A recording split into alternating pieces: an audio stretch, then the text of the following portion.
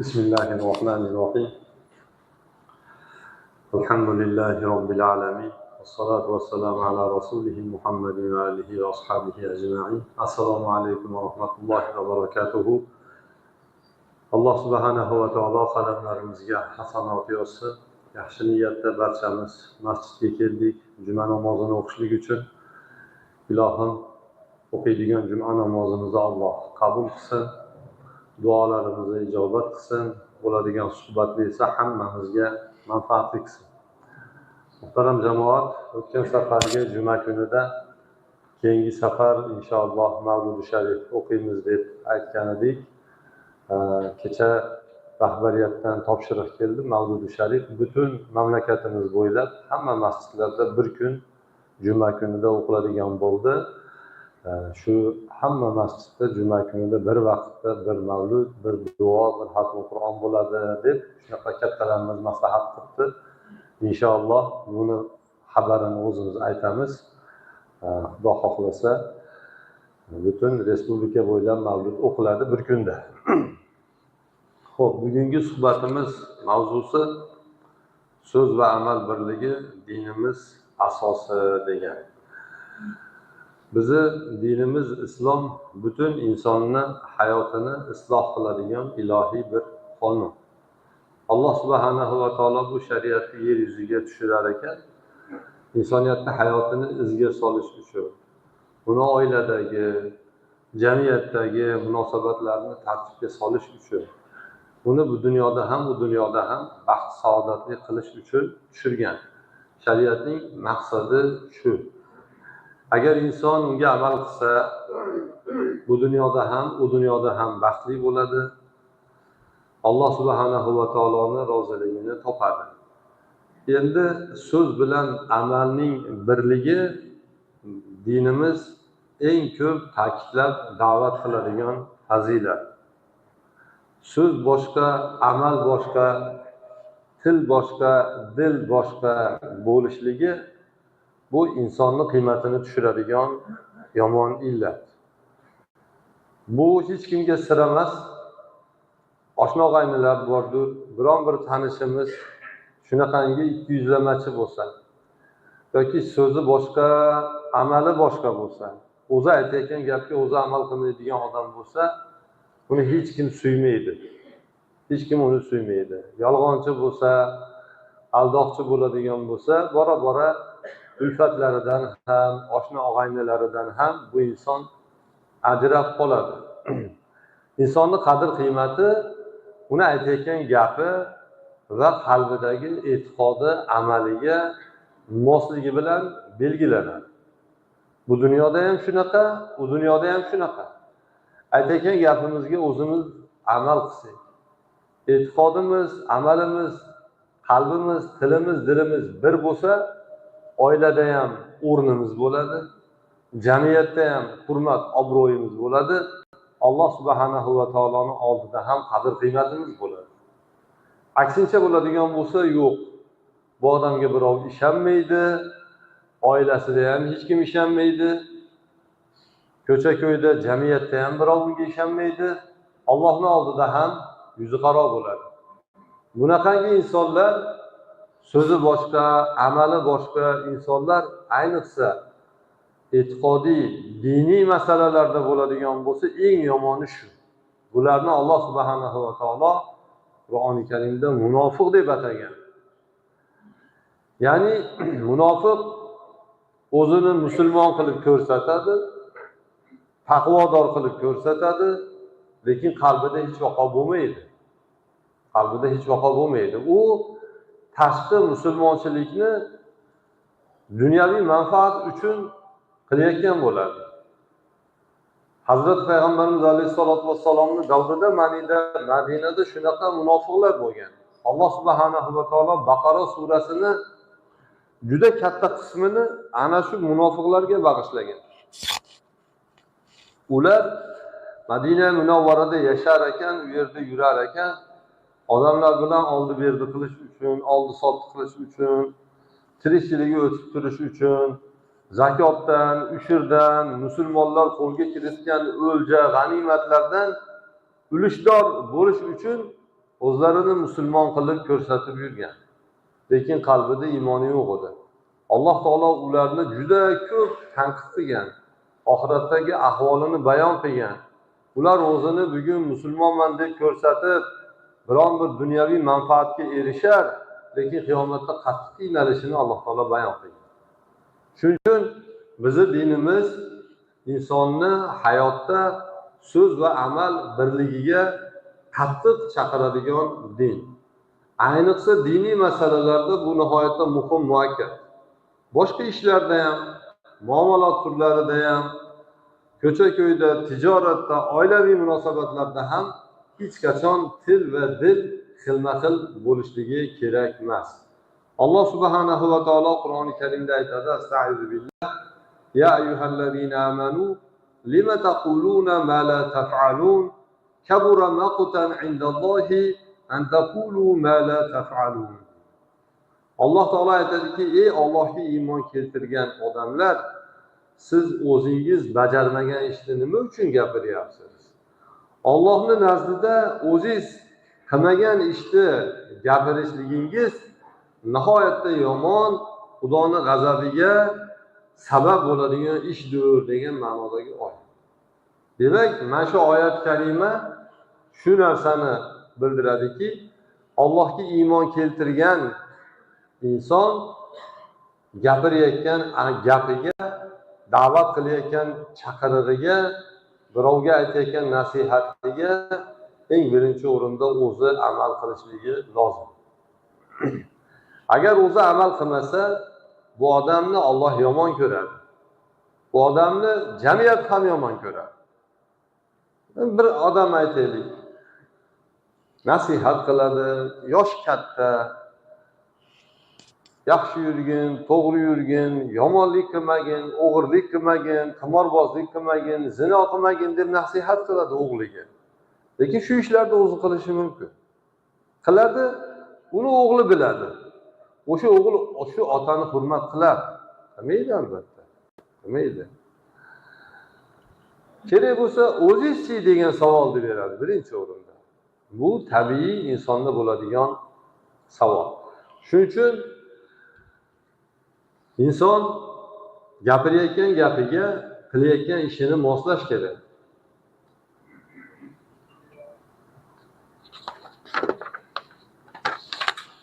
Albatta, bu degani inson amal qilmasa gapirmash kerak ekan degani emas. Ko'chada biron bir munkar ish ko'rsak, o'sha ishni o'zimiz qilsak ham, "Buni qilmanglar" deb qo'ysak yaxshi. Lekin u odamlarga yaxshi bu. O'zimizga shu yomon. Chunki biz uni yomonligini bilib turib qilmayapmiz, boshqalarga qil deyapmiz. Boshqalarga qil deyapmiz. Qiyomatda bunday inson qattiq qiynaladi. Bir hadis keladi Payg'ambarimiz sollallohu alayhi va sallamdan: qiyomat kunida jannat ahli jannatga ketayotgan vaqtda do'zaxning oldidan o'tar ekan. Qarasa, do'zaxda ba'zi odamlar, ularning yo'li boshqa, do'zax tomonga qarab ketyapti. Shunda haligi jannat sari ketayotgan baxtli insonlar bularga savol qilar ekan: "Sizlar nimaga bu yoqqa yo'l oldinglar? Biz o'zi aslida mana shu jannatga sizlar aytgan nasihatlarga amal qilish orqali erishdik. Nimaga o'zinglar bu tomonga ketyapsizlar?" desa, ular javob berar ekanki, "Biz sizlarga nasihat qilib to'g'ri yo'lga chaqirganimiz bilan o'sha ishlarga o'zimiz amal qilmas edik. Shuning uchun Alloh taolo shu tomonga yo'naltirdi." Hattoki mana shuni ham boshqa hadisda keladi. Birinchi Alloh taolo jannat tomonga olib borar ekan. O'sha munofiqlar, aytganiga o'zi amal qilmaganlar jannatga borar ekan. Jannatning ichidagi qasrlarga ko'zi tushar ekan. U yerdagi nozu ne'matlar, xushbo'y hidlarni his qilishni boshlaydi ekan. Shunda farishtalarga amr kelar ekan. Ularni yo'li boshqa. Ularni do'zax tomonga buringlar degan buyruq kelar ekan.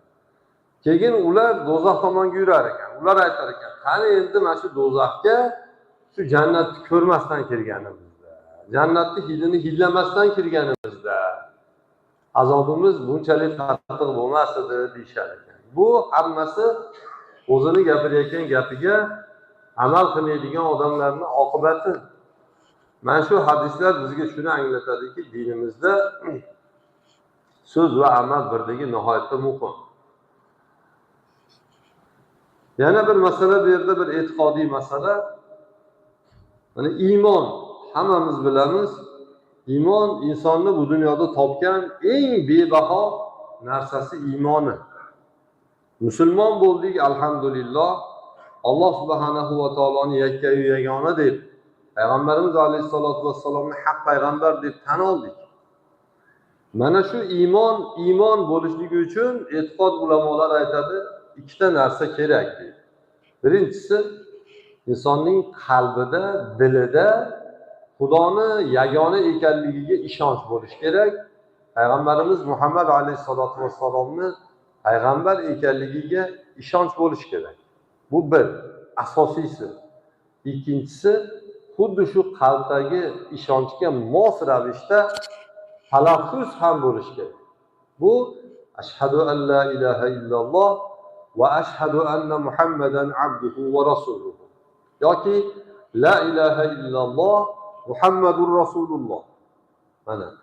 Mana shu so'z mazmuni men Allohdan boshqa iloh yo'q ekanligiga, Muhammad alayhisolatu vassalom Allohning rasuli va bandasi ekanligiga guvohlik beraman degan ma'no.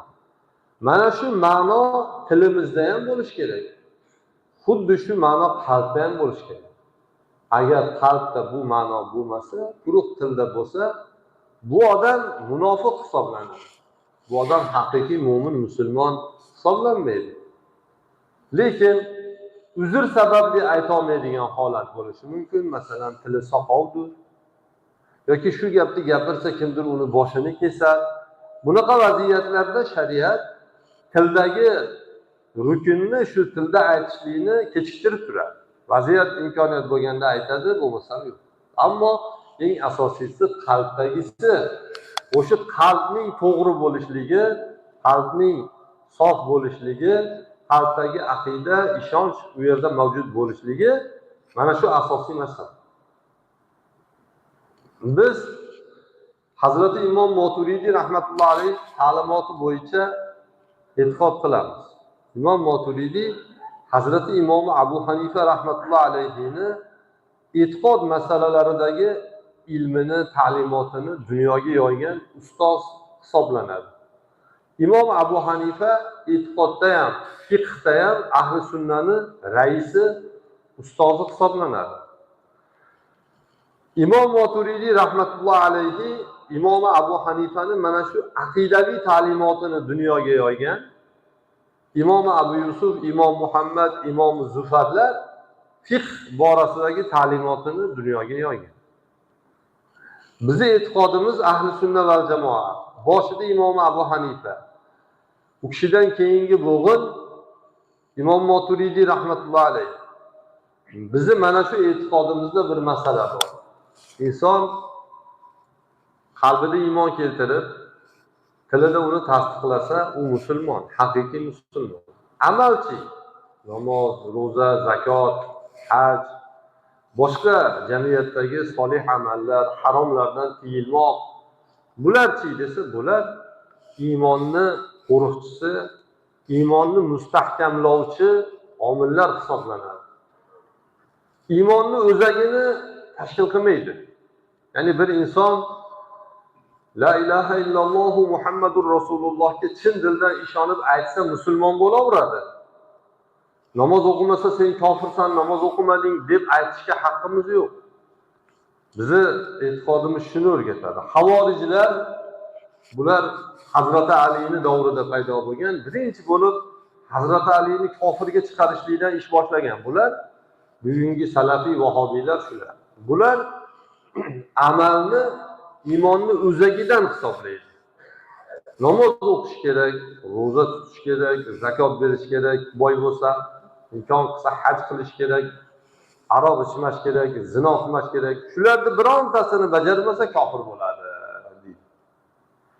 Bizi e'tiqodimizda yo'q, kofir bo'lmaydi-yu, lekin katta gunohkor bo'ladi. Chunki Alloh Qur'oni Karimda bizi e'tiqodimizni to'g'ri ekanligiga ko'plab oyatlarda ishora qilgan. Bir misol: Ya ayyuhallazina amanu tubu ilallohi tawbatan nasuhan deydi Alloh taolo. Ey Allohga iymon keltirganlar, qilgan gunohlaringizga astoydil tavba qilinglar deydi. Tavbani Xudo gunohkor odamlarga qilish kerak deb aytadi. Gunohkor odam agar kofir bo'lganda, Alloh taolo ya ayyuhallazina amanu deb ularga murojaat qilmagan bo'lar. Ularga o'y namoz o'qimasdan kofir bo'lib ketganlar, tavba qilib iymon keltirganlar degan. Lekin Alloh taolo ey Allohga iymon keltirganlar, qilgan gunohlaringizga tavba qilinglar. U gunohlarning ichida namoz o'qimaslik ham bor, zakot bermaslik ham bor, ro'za tutmaslik ham bor, zino ham bor, o'g'irlik, poraxo'rlik, qalloblik, firibgarlik hammasi bor. O'shalarni yoppasiga Alloh subhanahu va taolo ey Allohga iymon keltirganlar, shu qilgan gunohlaringizga tavba qilib Allohga qaytinglar deydi. Mana bizni Hazrati Imom Moturidi rahmatullohi alayhi shunday o'rgatadi. Bu degani amal iymonni o'zagini tashkil qilmas ekan, amal qilmasak ham musulmon bo'la olar ekanmiz-u deb xotirjamlikka berilishga yo'l yo'q. Chunki mana shu Imom Moturidiyning o'zi boshchiligida ulamolar amal iymonni mustahkamlovchi omil, iymonni qo'riqlovchi qo'riqchi deb o'rgatadi. Agar inson amal qilmasa, bu dunyoda iymoni vaqtincha o'zida turishi mumkin, lekin oxiratda u bilan ketishi dargumon bo'ladi. Bu odamning iymoni kasal, majruh, zaif bo'ladi, arzimagan tashqi ta'sir natijasida yo'qqa chiqib ketadi. Namoz o'qimaydigan, umuman shariatga amal qilmaydigan odamni shayton hech qiynalmasdan yo'ldan uradi, iymonini olib qo'yadi. Shuni yaxshi bilishimiz kerakki, shayton o'zini bor kuchini insonni so'nggi damida unga tashlaydi. Biz o'lim to'shagida yotgan vaqtimizda, jon talashib yotgan vaqtimizda shayton bor kuchini olib keladi. U aldaydi odamni. Xudo yo'q degin, men seni hayotda qoldiraman. Mana shu darddan xalos bo'lasan. Xudo yo'q degin deydi. Biz u paytda o'zimiz bilan o'zimiz ovora bo'lib qolgan bo'lamiz. Yonimizdagi odamlar bilmaymiz. O'shanda iymoni zaif, amal qilmagan, amalga beparvo bo'lgan odam birpasda shaytonga aldanadi. Xudo yo'q degandan keyin shayton endi hayr deydi. Endi hayr, men ishim bitdi deydi. Azroil ham orqasidan jonini oldi. Mana iymonsiz ketdi bu odam. Lekin iymonni keltirib amalga mustahkam bo'lgan odam o'sha paytda iymoni yana ham kuchayadi. Yana ham kuchayadi. Uni oldiga kelgan shaytonni noumid qilib orqasiga qaytaradi. Mana amalni foydasi qanaqa bo'ladi? Hazrati Eshon Sofi Allohyor bir bayt keltiradi Sabotul Ojizin asarida. Ani amrin dilu joning bilan ol. Amal qil ham o'zining fazliga sol. Nasib etsa bihish o'z fazlidan bil. Amalga ittiko qilmay amal qil. Xudoning buyrug'ini bajonidil qabul qilgan. Ya'ni Xudo amal qilishga amr qildimi? Bajonidil qabul qil, amal qil. Amal qilib turib savobni, ajrni Xudoning fazlidan deb bilgan. Biz misol uchun namoz o'qisak, Xudo bizga savob berishga majbur emas. Mu'tazilalar shunaqa e'tiqod qiladi. İnson amal qildimi, ajrni Xudo berishga majbur. Biz aytamiz, ahli sunnat inson amal qildi, Xudoning buyrug'ini bajardi. Alloh taolo xohlasa ajr beradi. Xohlamasa qabul qilmaydi amalini. Nasib etsa behish o'z fazlidan bil. Mabodo senga jannat nasib etib qolsa, bu ham Xudoning marhamati, shuni bilib qo'ygin. Men o'zim amal qilib jannatga muyassar bo'ldim deb o'ylamang. Bizi amallarimiz Xudoni bizga bergan ne'matlarini bittasiga ham teng kelmaydi. Ko'z ne'mati, ko'ramiz, atrofda borliqni his qilamiz. Quloq bilan eshitamiz, burun bilan hidlaymiz, og'iz bilan ta'mni his qilamiz. Mana shu hissiyotlar Allohning katta ne'mati. Agar Alloh bittasini olib qo'ysin, bor budingizni berib o'shani qaytarib olishga tayyor turasiz. Bir insonning ikki ko'zi ko'rib qolsa, bor pulini berishga tayyor agar tuzalish uchun. Xudoni bizga bergan ne'matlari butun umr unga sajda qilishlik, o'sha bilan ham ado qilolmaymiz. Endi Alloh bizga jannat bersa, yaxshilik bersa, dunyoda yutuq bersa, u uning marhamati bo'ladi. Bizni qilgan amalimizni haq hisoblanmaydi. Amal qil, amalga ittiko qilmay amal qil. Amal qilgin, lekin amalingga suyanmagin deydi bu kishi.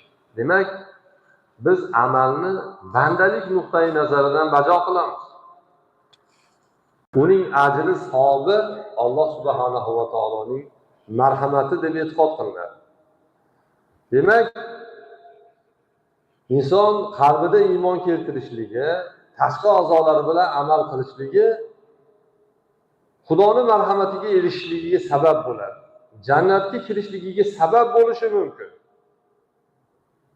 Ammo lekin inson iymon keltirib, amal qilmasa, amalga parvo qilmasa, iymon keltirib qo'ydim, yetadi o'zi, dilim pok bo'lsa bo'ldi desa, bu tarixda murjiyalar degan qabul toifa bo'lgan, adashgan toifa, o'shalarning aqidasi shu. Bular iymon keltiradi, bo'ldi, bizga endi gunoh ziyon qilmaydi deydi. Qalbimizda iymon bo'lsa. Bunaqa odamlar hozir ham yo'q emas jamiyatda. Asosiysi dil pok bo'lsa bo'ldi deydi, amal qilmaydi. Bu murjiyalikdan qolib ketgan sarqitlar. Bunaqa odamning iymoni zaif, kasal, bir pasda shaytonga boy beriladigan iymon bo'lishi mumkin. Shuning uchun biz iymonimizni kuchli qilishligimiz uchun amal bilan birga uni mustahkamlashligimiz zarur.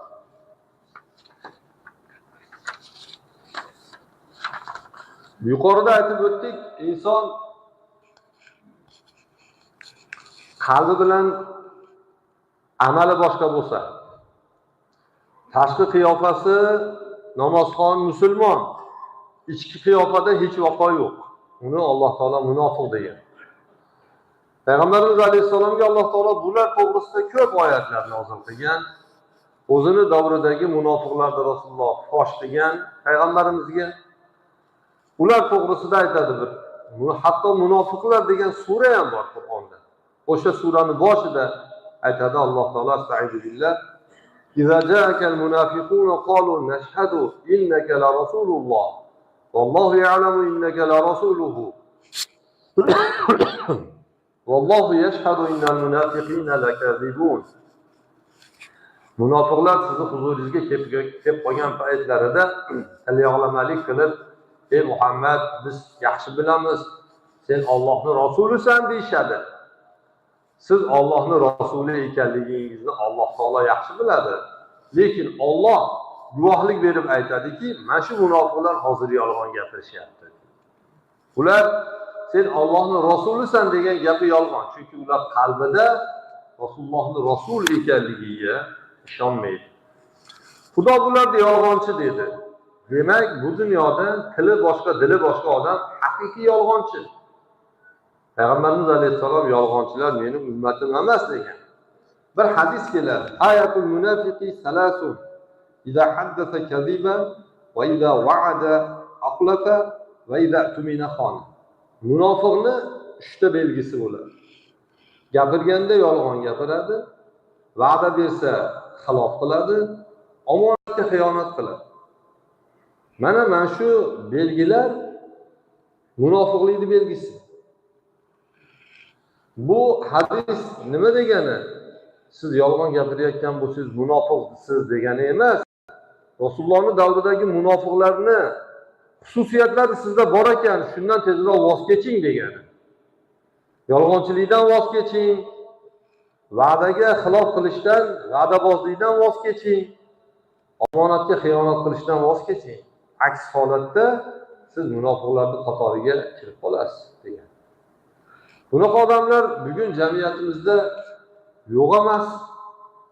Va'da berib, va'dasiga xilof qiladigan, ko'zingizga tikka qarab, eti jimiramasdan yolg'on gapiradigan odamlar yo'q emas.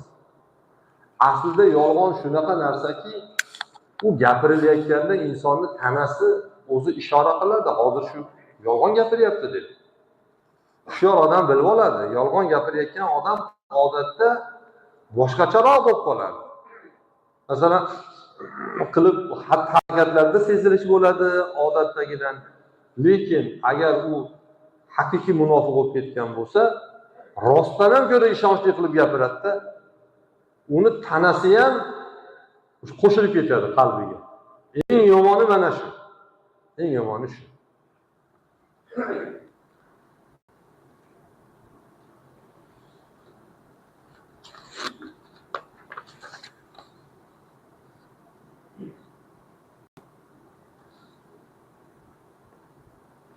Bu yerda dinimizda tasavvuf, axloq ulamolari bir necha sohalarni bayon qilgan. Mana shu sohalarda so'z bilan amalning birligi qattiq talab qilinadi. Birinchi o'rinda ibodatlarda insonning e'tiqodi va amali bir-biriga mos bo'lishi kerak. Inson o'zini musulmonman deb musulmonlar orasida olib yuribdimi, qalbida ham musulmon bo'lishi shart. Ibodat masalasida til va dil bir-biriga muvofiqligi nihoyatda muhim o'rin tutadi. Aks holatda odam munofiq bo'ladi. Aks holatda munofiq bo'ladi. Namoz shu masjidda o'zida qolib ketishligi kerak emas, biz bilan birga ko'chaga ham chiqish kerak. Biz bilan birga qanday qilib chiqadi namoz? Ko'chada ham namoz o'qiymiz? Yo'q. Ko'chada namozxon ekanligimiz bizning xulqimizda, muomalamizda, amalimizda bilinib turishi kerak. Bilinib turishi kerak. Tijorat qilganimizda, oldi-berdi qilganimizda namozxon ekanligimiz bizning muomalamizdan bilinib turishi kerak. Odamlar bu yaxshi odam ekan, namozxon odam ekan, to'g'ri gapiryapti. Bergan va'dasiga vafo qilyapti, so'zini ustidan chiqyapti deyish kerak. Shunda bizni mana bu masjidda o'qigan namozimiz biz bilan birga ko'chaga chiqqan bo'ladi. Lekin masjidda namozni o'qisak, chiroyli soqollarni qo'ysak, bozorda odamlarni aldab yuradigan bo'lsak, bizning musulmonchiligimiz mana shu soqolimiz, masjidga kelib ketishimiz shu bo'ladi xolos. Qalbimizda musulmonchilik yo'q bo'ladi. Agar qalbda bo'lsa iymon, insonning butun hayotiga u ta'sir qilish kerak. Butun hayotiga. Uydagi oilaviy munosabatlariga ham ta'sir qilish kerak. Oshna-og'aynilar bilan bo'lgan ulfatchilik munosabatlariga ham ta'sir qilish kerak. Oldi-sottisida ham ta'siri bo'lish kerak. Hamma yoqda iymon ta'sir o'tkazish kerak. Lekin afsuski muhtaram jamoat bilamiz, bugungi kunda mana shu moliyaviy firibgarlik, aldoqchilik ishlarida benamozdan ko'ra namozxonlarniki ko'proq ko'zga tashlanyapti. Keladi masjidga, shu masjidda namoz o'qiydi, domla shuni siz bir gapirib qo'ysangiz, bizdan qarzi bor, bermayapti. Umraga borib kelgan, hajga borib kelgan, mana bizga sotuvdi, aldab sotgan ekan, tanimayapti. Ko'p bunga o'xshagan misollar. Bu nimani belgisi? Bu ana shu bizning qalbimiz va tashqi qiyofamiz ikki xil ekanligini belgisi. Bu qattiq ogohlantirish. Buni darrov tuzatish payiga tushishimiz kerak. Bizning iymonimiz kasal ekanligini belgisi. Hozir davolab olmasak, ertaga bu iymon o'ladi. Biz quruq tanani o'zi bilan ketamiz qabrga. Shu narsani hushyor tortishimiz kerak. Alloh taolo Qur'onda inna solata tanha anil fahsha'i val munkar degan. Namoz fahsh va munkar ishlardan qaytaradi odamni. Agar namoz egasini yomon ishlardan qaytarmayotgan bo'lsa, hadisda keladi bu ham, o'sha odam bilib qo'ysinki, u har namoz o'qiganda Xudodan uzoqlashayotgan bo'ladi. Namozlarda Xudoga yaqinlashish uchun o'qiymiz. Lekin namozni o'qib, fahshdan tiyilmasa, shariat qaytargan ishlardan tiyilmasa, u har namoz o'qiganda Allohdan yiroqlashib boryapti. Namoz shunaqa narsa. Yo Xudoga yaqinlashtiradi, yo Xudoga uzoqlashtiradi. Agar sizni hayotingizga, amalingizga ta'sir qilsa, Xudoga yaqinlashtiradi. Agar hayotingizga, amaliyotingizga ta'sir o'tkazmasa, u Xudodan sizni uzoqlashtirayotgan namoz bo'ladi. Ikkinchisi, so'z bilan amalni bir xil bo'lishligi talab qilinadigan ikkinchi masala insonni muomalalari, tijorat, oldi-berdi, shartnomalar, bitimlar bo'ladi. Qarz oldi-berdi qilishimiz mumkin. Nasiyaga mol olishimiz mumkin. Oldi-sotdi qilamiz. Molni aldab sotishimiz mumkin, aybini bekitib sotishimiz mumkin. Mana shu ishlarda ham shariat islomiya insonning tili va dilini bir bo'lishligi zarur ekanligini qattiq ta'kidlaydi. Alloh taolo Qur'oni Karimda ya ayyuhallazina amanu awfu bil uqud deydi. Ey Allohga iymon keltirganlar, ahdlarga, bitimlarga amal qiling deydi. Bitim bu biz bitim deganda ikkita tomon o'tirib olib yozma ravishda shartnoma tuzilishini tushunishimiz kerak emas. Bitimni ma'nosi keyin. Ikkita odam og'zaki og'ayni menga jinday qarz kerak bo'lib qoldi. Nech pul? 100 ming so'm. Mana, qachon berasiz? 10 kundan keyin beraman. Bo'ldi, mana shu ham bitim. Bitim. Alloh ey iymon keltirganlar, mana shu bitimga amal qilinglar deyapti. Bugun mana shu moliyaviy masalalarda juda ko'pchiligimiz shariatning ta'limotini bilmaymiz. Nasiyaga mol oldi sotisi ko'p, qarz oldi berdisi ko'p, juda ko'p odamning qarzi bor. Kreditga olyapti, do'konlardan uzvarishga olyapti. Plastik kartamga pul solsam olib qo'yadi-da, o'shaning uchun men plastik kartamga pul solmayman deydigan odamlarni ko'p ko'ramiz. Chunki uni qarzi bor, pul tushishi bilan ship etib olib qo'yadi. O'sha qarzni bermaslik uchun plastik kartasiga pul solmasdan oyligini buxgalterga iltimos qilib naqd olib yurgan ishchilarni bilamiz.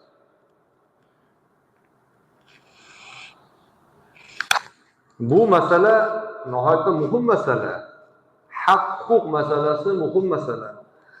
Alloh subhanahu va taolo qiyomat kunida bandalarning o'rtasidagi haq-huquqlarga aralashmaydi. Payg'ambarimiz alayhissalom birovda haqqi qolib ketgan, birovdan qarzi qolib ketgan odamni shafoat qilmaydi. Saflar masalasiga e'tibor berib qo'yaylik. Sal-pal zichilashib, tashqarida odamlar ko'chada qolib ketibdi. Bizga ishora qilyapti xodimlarimiz, oldingi qatorlarga jilib-jilib saflar to'ldiraylik. Payg'ambarimiz alayhisolatu vassalom qarzi bor odamlarning janozasini o'qimagan. Men bu odamga men janoza o'qishim foydasi yo'q deganlar. Mana shu hadisni sharhida ulamolar aytadi, qiyomat kunida Rasululloh qarzi bor odamlarni shafoat qilmaydi. Namoz o'qimagan bo'lsa, roza tutmagan bo'lsa, yomon ishlarni qilgan bo'lsa, Rasululloh shafoat qilishi mumkin. Allohim mana shu bandaning kechirgin, bu menga ko'p salovat aytar edi yoki falon sunnatimni bajarar edi deb o'rtaga tushishi mumkin. Lekin qarzi bor odamning o'rtasiga payg'ambarimiz o'rtaga tushmaydi. Alloh ham o'rtaga tushmaydi. Mana shuni yaxshi bilishimiz kerak. Bu bizning jamiyatdagi nihoyatda og'riqli nuqtamiz. Bir yildan oshdi, mana shu masalada men izlanish qilganman. Qarz, nasiya savdo masalasida musulmonlarning bir-birini oldidagi haq-huquqlari, bir-birini oldidagi burch majburiyatlari, axloqiy me'yorlar, mana shularni to'plab, jamlab kitob shaklida nashr qilib chiqardik. Alhamdulillah 2 kun bo'ldi qo'limizga yetib keldi. Tashqarida turibdi. Bugun biz xodimlarga, tashqaridagi yigitlarga berdik. Hilol nashrida nashr qilindi. 5000 nusxa, 3000 nusxasi o'zimizda, 2000 nusxasini shu nashriyot o'zi sotadigan bo'ldi. Shuni olinglar. Tashqarida bugun narxi 30 ming so'm belgilangan. Do'konda ham 30 ming so'm. Shuni olib hammamiz o'qishimiz kerak. Bilishimiz kerak. Qarzni mas'uliyatini, qarzni yukini bilish kerak. Qarzni olayotganda mo'min, qobil, taqvodor olgandan keyin sekin va to'nni haqiqiy ko'rinishini kiyadi, haqiqiysini kiyadi. Telefon olmaydi, achchig'i keladi, muomalasi o'zgaradi, uyiga taqillatib borsangiz chiqmaydi, chiqsa ham o'shqiradi sizga. Mutlaqo musulmonchilikka to'g'ri keladigan ishlar emas. Mana shular hammasi o'sha kitobchada bayon qilingan. Tashqarida shu xodimlarimizdan so'rasanglar ham beradi, ikkita joyga qo'yib qo'yishdi, olib ketaylik. Uyda bolalarga ham o'qitaylik. U bolalar ham bilib shu ruhiyatiga, tarbiyasiga singsin. Uchinchisi, insonni tili va dilini bir bo'lishligi talab qilinadigan uchinchi soha bu oilaviy munosabatlar. Oilaviy munosabatlar. Birovni qiziga uylanayotgan paytda zo'r va'dalarni eshigingizga qulchilikka keldik. Eshvoy, toshvoy, kam qilmaymiz, hamma sharoit zo'r. Qizni olib borib olgandan keyin haligi askiyasha aytgandek, uni qul qilib ishlatadi. Qul qilib. Kamiga xudo tomonni mensimaydi, kamsitadi, qizni dilini og'ritadi, kelinni. Bular o'sha so'z bilan amalning, qalbning xilma-xilligi. Qizni olguncha past kelib turadi, olgandan keyin o tepaga chiqib oladi.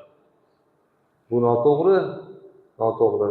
Haligi bir askiyada aytadi-yu, sizlar sovchilikka borganda qulchilikka keldik deb aytmanglar. Qizingizni qul qilib olib ketgani keldik deb aytinglar. Mana shunisi to'g'risida o'zi. Shunda qalb va til mos bo'ladi. Lekin unday qilmaydi bizni ayollarimiz ko'pi. Olib oladi, kammas shu yerga qiz chiqarib, kuyib, shikoyat kelayotgan, yig'lab kelayotgan odamlar kam emas. Kam emas. Shu masjidda o'tirsangiz kelar ekan, mahalla idorada o'tirsangiz kelar ekan. Bu munosabatlarda ham hammamiz tilimiz va dilimiz bir bo'lishligi shar'an talab qilinadi. Jamiyatdagi munosabatlar, el yurt tinchligi, obodligi, yoshlar tarbiyasi, halol mehnat qilishda atrofdagilarga shaxsiy namuna bo'lish, mana shular hammasi tilda va dilda bir xil bo'lishi kerak. Tilda gapirib, dilda boshqasi bo'ladigan bo'lsa munofiqlik. Bunaqalar ham ko'p. Alloh subhanahu va taolo bugungi aytilgan masalani barchamizga manfaatli qilsin. Yurtimiz tinch bo'lsin, yurtimizda obodligi yana ham ziyoda bo'lsin. Davlatimiz rahbarini qilayotgan yaxshi ishlari ko'paysin. Alloh taolo u kishiga madadkor bo'lsin. Ko'p yaxshi ishlar qilyapti. Diniy sohalarimizda ham, dunyoviy sohalarimizda ham. Xabari, ko'pchilikda xabari bor. Bir oy yurtni obodligi va mehr saxovat oyligi deb davlat rahbari tomonidan e'lon qilindi. Ko'p xonadonlardan xabar olindi. Bu ishni boshida yurtni podshosini turganligi shu xalqni yutug'i, Allohning marhamati. Buni ko'rish, bilish, haqqiga duo qilish kerak. Bunga chap ko'z bilan, salbiy fikr bilan qarash kerak emas. Ilohim mana shunga o'xshagan ishlarni yurtimizda o'zi ko'paytirsin.